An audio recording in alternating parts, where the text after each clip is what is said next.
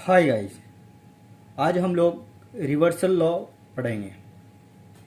चलिए देखते हैं क्या होता है रिवर्सल लॉ। इस तरह का कुछ आपको दिया हो, A B C transpose equal to, इसको आप कैसे लिखिएगा, सी का power transpose and B transpose and A transpose.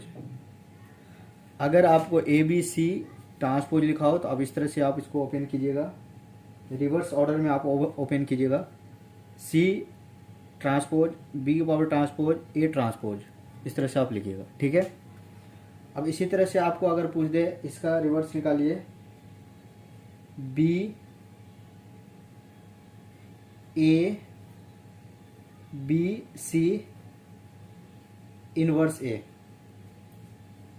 Sorry A B C का इनवर्स निकालना, इसका किस तरह से होगा रिवर्स में, देखिए रिवर्स ऑर्डर में। अब इसको लिख सकते हैं सी इनवर्स, बी इनवर्स और ए इनवर्स, इस तरह से लिखिएगा। अगर ए बी सी का इनवर्स पूछे तो आप इस तरह से लिखिएगा, इसको ओपन कीजिएगा, ठीक है।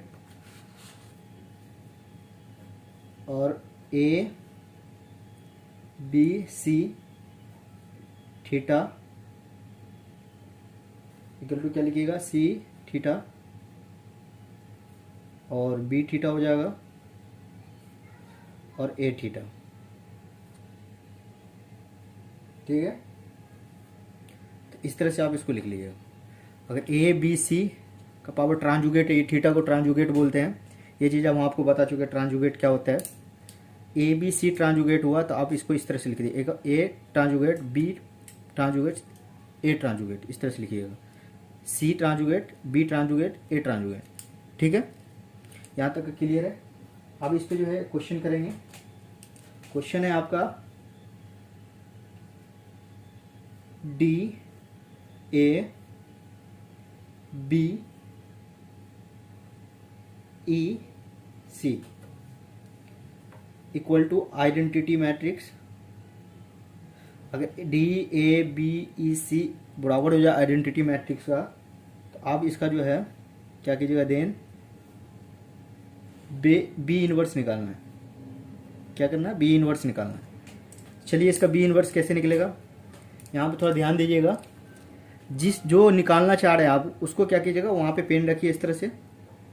जैसे यहाँ पे बी पूछ रहा है ना निकालने के लिए, आप क्या कीजिएगा, बी पे पेन रखिए इस तरह से, और बी को जो है ना इस तरह से राइट हैंड साइड से इसे चलिए और इसको इस तरह से चलिए, फिर बी के पास ही आ जाइए। ऐसे चलते हुए सी के पास चलते हुए इस तरह से अब घूम के डी ए फिर बी के पास आ गए, ठीक है। अगर बी पूछ रहा है तो बी पे पेन रख के आप यहाँ से चलना स्टार्ट कीजिए, इस साइड से ही चलना है आपको, इस साइड से चल के फिर घूम के बी के पास ही आ जाए। और इसी तरह से अगर ए के पास, अगर ए का कोई पूछता ए इनवर्स निकालने के लिए, तो आप ए पे पेन रखते और यहाँ से इस तरह से जाते, फिर ए पे आके ही रुक जाते। अगर ई पे पूछता तो ई पे पेन रखिए और यहाँ से ऐसे चलिए और इस तरह से आप चलिए। सी पे पूछता तो सी से डायरेक्ट आप आइए और यहाँ पे आके ही रुक जाइए। तो यहाँ पे क्या पूछ रहा है आपको, बी इनवर्स निकालने के लिए बोल रहा है। तो आप क्या कीजिएगा, बी इनवर्स को आप यहाँ पे लिख लीजिए इस तरह से, बी इनवर्स इक्वल टू, अब ऐसे चल रहा है तो देखिए इसमें क्या क्या टच हो रहा है आपका, ई भी आ रहा, सी भी आ रहा, तो आप लिख लिए सबसे पहले ई सी, उसके बाद आपका क्या आया डी, उसके बाद क्या आ गया ए। तो ये आपका क्या आ गया, आंसर हो गया, ये बी इनवर्स निकल गया। अगर यहीं पे आपको बोल देता सी ई इनवर्स निकालने के लिए या ए इनवर्स निकालने के लिए, देखिए ए इनवर्स अगर बोल देता आपको निकालने के लिए, तो आप क्या करते हैं, इस मैट्रिक्स को यहाँ पे पेन रखते हैं और यहाँ से चलना स्टार्ट करते हैं, ऐसे चलते, ठीक है। इस तरह से चलते तो आप क्या हो जाता आपका, ए के बाद क्या आ गया बी, ए निकालना है तो ए को छोड़ दीजिए, ए को आप छोड़ दीजिए, ए को छोड़ दीजिए, क्या हो जाएगा बी, उसके बाद ई आ जाता, उसके बाद सी, और ऐसे घूम के आया ना, फिर क्या बचा डी, ये आपका आंसर हो जाता। इस तरह से जो भी आपको पूछेगा आप इस तरह से पेन रख के उसके बाद राइट हैंड साइड से चल के पूरा को इसको इस तरह से चलिएगा और आप आराम से निकाल लीजिएगा।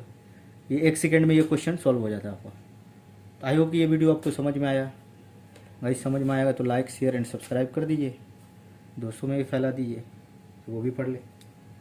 मिलते हैं नेक्स्ट वीडियो में। Thank you guys.